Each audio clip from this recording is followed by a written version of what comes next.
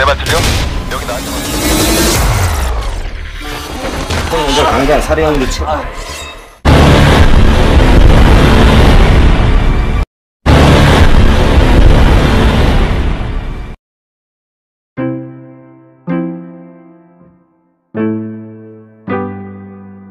Halo Rebahan Universe, gimana kabarnya? Sendal baru lagi kah setiap Jumatan? Oke, kali ini gue akan membahas film action Fabricated City, produksi CJ Entertainment, yang ada sedikit hacker dan online-nya gitu nih. Ini tentang online di Google. Tentang online ya, kalau ojek online disingkat apa guys? Ojol, Kalau pinjaman online? pinjol, Kalau kontrakan online? Oke, nanti coba kita cari solusinya Google. Oke, next. Biasanya kan dulu gue kalau online paling keren cuma ngerjain tugas-tugas aja. Oh iya, sekedar saran bagi kalian yang punya tugas menumpuk, solusi paling ampuh dijejerin aja tugasnya biar nggak menumpuk. Silahkan dicoba. Oke, nggak usah berlama-lama, karena hari ini ada undangan ke Mars bareng Elon Musk. Elon Musk. Ya, itu pemilik Tesla. Tesla guys. Oke, fine Google. Seperti biasa, sebelum kita mulai, harap perhatikan panduan menonton. Jangan nonton di pinggir jurang atau jembatan, jangan nonton sambil ngelamun. Silahkan bawa bekal dulu sebelum menonton. Kalau sudah siap, baiklah ini dia. Let's get it on.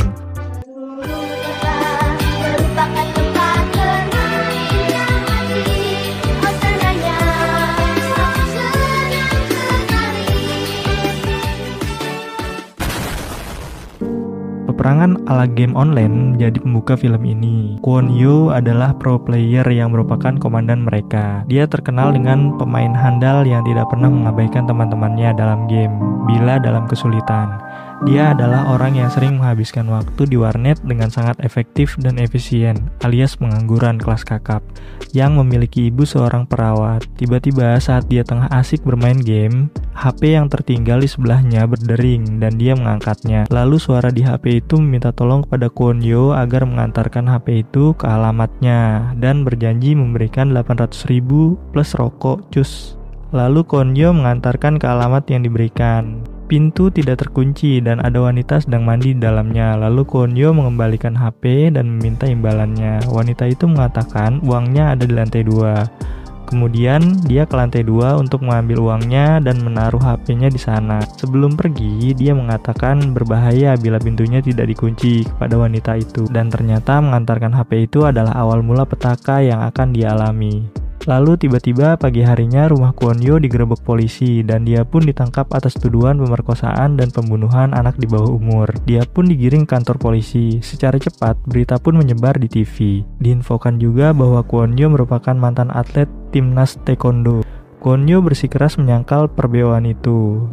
Saya tidak melakukannya di sana Pak Polisi, sabun saya saksinya. Tetapi semua bukti mengarah padanya, baik sidik jari maupun DNA-nya. Ibunya berusaha keras membelanya, melakukan semua hal yang bisa ia lakukan, lalu menghubungi pengacara Min Seon Sang. Singkat Micin aja lah, biar gampang, ini dia orangnya. Pengacara Micin mengatakan ke ibunya agar anaknya mengaku saja, supaya meringankan hukuman karena semua bukti sudah jelas sekali. Saat sidang pun Kwon Yo dinyatakan bersalah dan dijatuhi hukuman seumur hidup. Kehidupan Kwon Yo di penjara pun dimulai. Seperti pada film lainnya, kalau anak baru pasti dibully di penjara. Begitupun dengan Kwon Yo.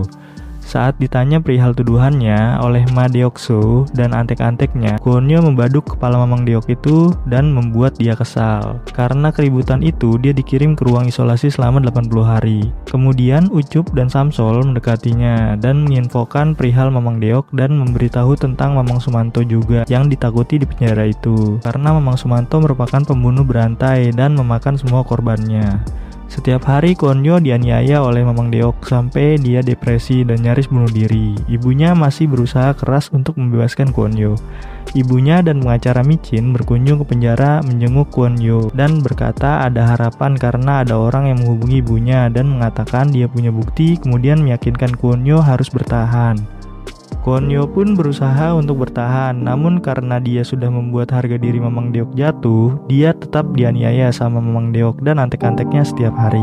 Suatu ketika, dia dideketin sama Mamang Sumanto dan memberikannya daun obat. Mamang Sumanto tahu Kwon Yo bukan pembunuh, dan sebenarnya Mamang Deok juga tahu, tapi karena harga dirinya dijatuhkan Kwon Yo, Mamang Deok jadi dendam. Saat Kwon Yo membuat Mamang Deok kesel lagi, Mamang Deok mengerahkan anak buahnya untuk pakai senjata, dan Kwon Yo pun membuat senjata seperti ketapel, lalu menghajar Mamang Deok dan para kroconya.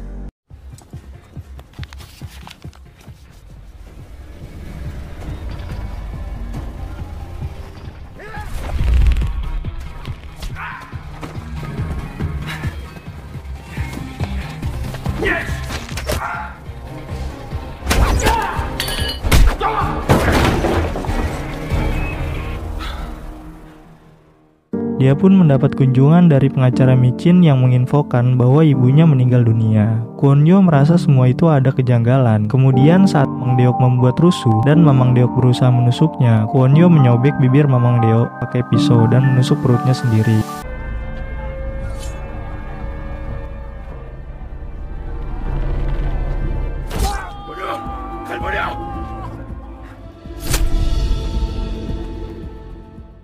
Ternyata itu adalah cara yang diajarkan Mamang Sumanto untuk menusuk dengan hati-hati pada perutnya, agar saat dibawa ke rumah sakit dia bisa melarikan diri. Benar saja, saat di tengah perjalanan ke rumah sakit, Kwon Yo melarikan diri.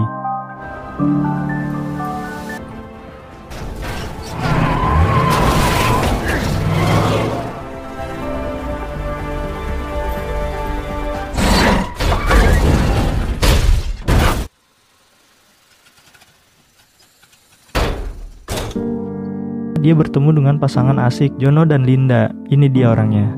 Kwon Yo memperbaiki mobilnya yang mogok dan ikut bersama mereka. Saat pemeriksaan, pasangan itu tahu bahwa Kwon Yo bermasalah dengan polisi dan lalu berusaha menyembunyikan Kwon Yo, dan kemudian setelah sampai bandara, mereka memberikan mobilnya ke Kwon Yo. Kwon Yo yang bingung mau kemana, mengunjungi pengacara micin. Kwon Yo menanyakan perihal orang yang memiliki bukti bahwa Kwon Yo tidak bersalah dan dia ingin menemuinya. Namun pengacara micin mengatakan kalau itu hanya laporan palsu dan candaan anak-anak. Lalu si micin menyerahkan kalung ibunya kepada Kwon Yo, tetapi si micin ternyata sudah lapor polisi dan Kwon Yo pun melarikan diri lewat jendela.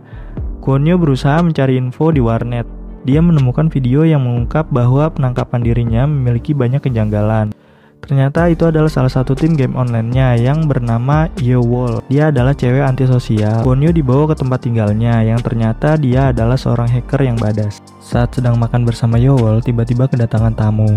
Mereka adalah rekan satu tim Kwon Yo di dalam game yang belum pernah bertemu dengannya. Mereka adalah Yongdosa, Demolition, Yobek, dan dua orang lagi tidak hadir, Yumpe dan Eumpe. Mereka bermaksud membantu Kwon Yo. Analisa kasus Kwon Yo pun dimulai oleh timnya dan mengarahkan mereka kepada mobil box yang terparkir di dekat TKP, yang ternyata ada beberapa TKP kasus pembunuhan lain dengan mobil box yang sama, dan mereka menyelidiki mobil box itu, mengarahkan mereka ke tempat mobil rongsok, dan benar saja mobil itu ada di sana. Lalu ada orang berjas hitam di sana. Kwon Yo pun mengikuti orang berjas yang mengendarai mobil hitam ke sebuah rumah dengan membawa peti alat musik, yang ternyata di rumah itu seperti telah terjadi pembunuhan. Namun para petugas membersihkan dan membawa barang-barangnya yang terkena darah. Lalu mobil box itu mengganti label mobilnya seperti untuk penyamaran. Kawannya yang diperintahkan untuk mengikuti mengarahkan Kwon Yo ke sebuah gedung, dan mereka pun berusaha meretas gedung itu untuk dapat masuk ke dalamnya tanpa diketahui dengan menyabotase gedung itu dan berpura-pura sebagai teknisi. Saat berhasil membobol sistem keamanannya, Kwon Yo masuk ke sana. Ternyata di sana ada foto aktor terkenal dan ada peti alat musik yang tadi mereka lihat. Lalu begitu dibuka, di dalamnya ada mayat aktor tersebut. Kemudian datang rombongan tim yang sedang memalsukan TKP pembunuhan. Yang ternyata dalang dibalik semua ini adalah si micin yang melihat Kwon Yo melalui kamera kecil di ruangan. Ternyata di dalam kantor si micin terdapat ruang rahasia yang di dalamnya terdapat superkomputer yang begitu canggih. Dia adalah otak dari proyek pemalsuan pembunuhan yang dipesankan kepadanya, agar pelaku sebenarnya bisa bebas dan memberikan tuduhan itu pada orang lain. Biasa para orang kaya yang melakukan pembunuhan. Seperti kasus Kwon Yo, di kasus kali ini anak perempuan pengusaha kaya membunuh si aktor, lalu dia berencana menjadikan seorang pengangguran wanita menjadi tersangka kasus pembunuhan sang aktor. Kwon Yo pun meminta Yewol untuk menyelidiki lokasi si wanita pengangguran ini, yang bisa kita sebut si Inem. kemudian mencoba menyadap HP miliknya. Perempuan ini ternyata memiliki hutang ke si babon, lalu si babon berbuat kasar sama dia. Kwon-yo yang gak tahan melihat kelakuan si babon, nampolin si babon. 너 왜 전화 안 받아? 어? 며칠만 기다려? 야, 이 빨려라. 가스라도 하나서 돈 갖고 와.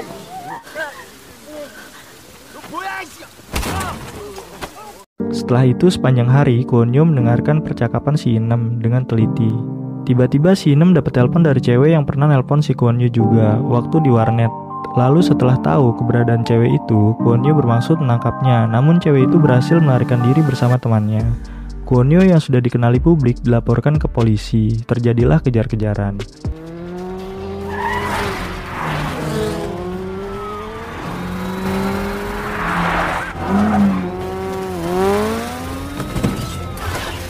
Saat mobil Kwon-yo mogok dan hampir ditangkap polisi, tiba-tiba datanglah truk menabrak mobil polisi-polisi itu, yang ternyata itu adalah anak buah Mamang Deok yang udah direkrut sama si Micin buat nanganin si Kwon-yo.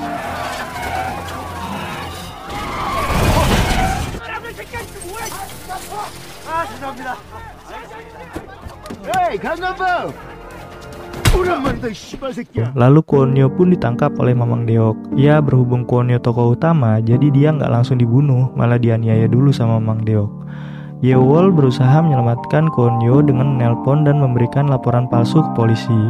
Saat polisi sudah di lokasi, si Micin berusaha memerintahkan polisi untuk mundur karena Micin punya akses ke kepolisian. Namun Yewol yang cerdik menjerit seolah sedang diculik dan berhasil mendesak komandan polisi untuk masuk ke dalam gudang tempat Kwon-yo berada. Di tengah kekacauan, Kwon-yo melarikan diri dan Yewol menjemputnya dengan mobil. Ternyata kalung peninggalan ibunya telah dipasang pelacak oleh Micin. Kwon-yo pun baru menyadari bahwa si Micin dalang dibalik semua ini. Mamang Deok diperintahkan mencari keberadaan Kwon-yo dan kawan-kawannya. Kwon-yo dan tim membuat drone untuk menyelidiki kantor si Micin. Mereka menyelidiki sekretarisnya, lalu drone yang dilengkapi pendeteksi logam bisa mendeteksi gedung itu dan menemukan superkomputer yang besar di dalam gedung itu. Lalu Kwon-yo dan tim mengacak-acak TKP pembunuhan aktor yang telah disiapkan timnya si Micin, yang membuat si Micin kesal dan harus mengatur ulang TKP-nya. 팀장이 걔 증거도 다시 수집해요. 지금 내 딸이 얼마나 고통스러워하는지 알기나 해? 내가 어떻게 키운 딸인데? 어? Sementara si babon yang sering mukulin si Inem karena hutangnya, mesin mobilnya dicolong sama Kwon-yo dan kawan-kawan dan dipasang ke mobil bobrok mereka. Mulai dari sini, semua operasi timnya si Micin digagalkan sama Kwon-yo and friends. Kali ini benar-benar gawat, karena ketika polisi dan para wartawan di TKP baru yang disiapkan si Micin, di sana putri pengusaha kaya berada di kamar di mana terdapat mayat sang aktor berada. 사무장님 같이 가서 봐요.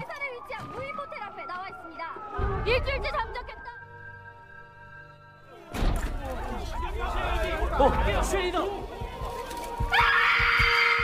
높고 냄새나서 못 견디겠단 말이야!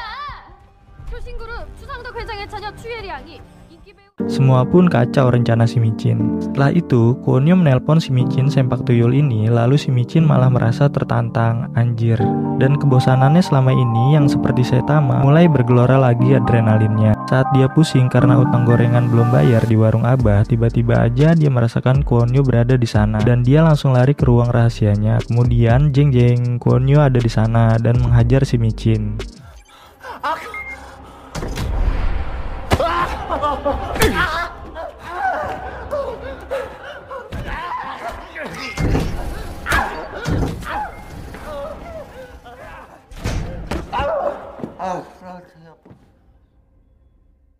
Kwon-yo kemudian melihat semua rekaman dirinya dan ibunya. Si Micin yang babak belur masih sempet-sempetnya ngoceh, ya ditampol lagi lah.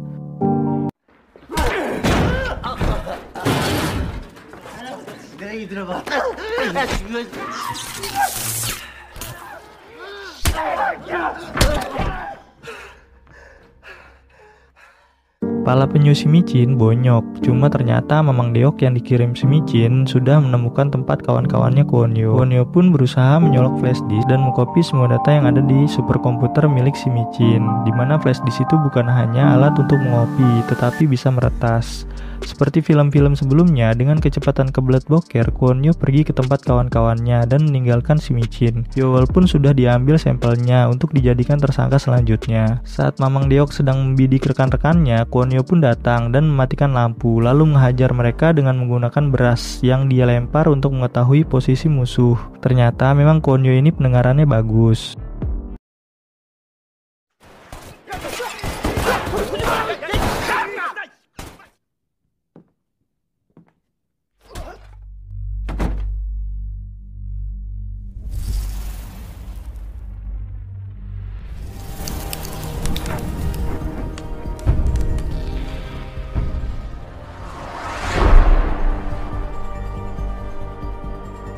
Kemudian Kwon Yo dan kawan-kawannya yang sudah bebas melarikan diri dan dikejar sama Mamang Deok dan tim yang dibantu si Michin lewat superkomputernya.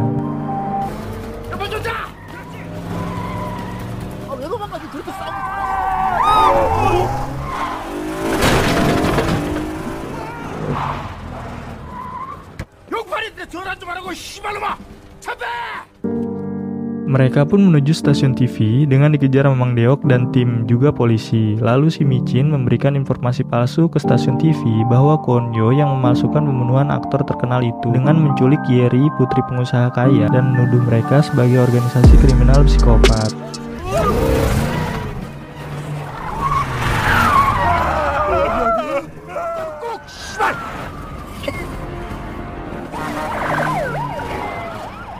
방송국이죠? 제보. 다름 아닌 탈옥수 경찰이 확보한 CCTV에는 탈옥수 권유와 그의 세력인데요. 평소 폭력 게임에 중독된 화재 이들은 폭발물을 제조하고 차량을 개조해 권유. 진짜 괜찮을까? 이제 다 왔어. Setelah sampai di salah satu stasiun TV, tim Kwon Yo turun. Lalu Kwon Yo tetap mengecoh orang-orang yang mengejarnya. Yowol ditugaskan untuk meretas jaringan stasiun TV, dan tim yang lain membantu Kwon Yo mengulur waktu untuk Yowol. Namun Yowol diculik oleh Mamang Deok yang sudah diberitahu si Michin, dan rekan yang lain pun tertangkap oleh polisi. Kwon Yo berusaha menyelamatkan Yowol dari tangan Mamang Deok. 라자! 영도사님 준비. 대장차 지나가고 야! 그냥 쭉 지나가!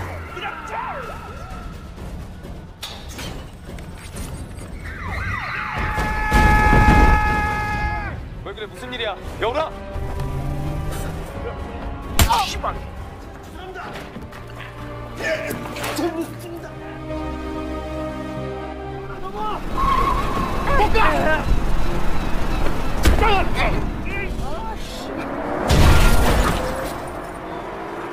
Setelah berhasil, Yowol kembali meretas dan Kwon Yo pun mengulur waktu lagi. Namun dia terdesak kemudian menyerah dan keluar dari mobil. Si Michin sempak tuyul itu kegirangan. Namun secara tiba-tiba superkomputernya diretas oleh Yowol melalui flash disk yang sebelumnya dicolok oleh Kwon Yo dan semua datanya diambil.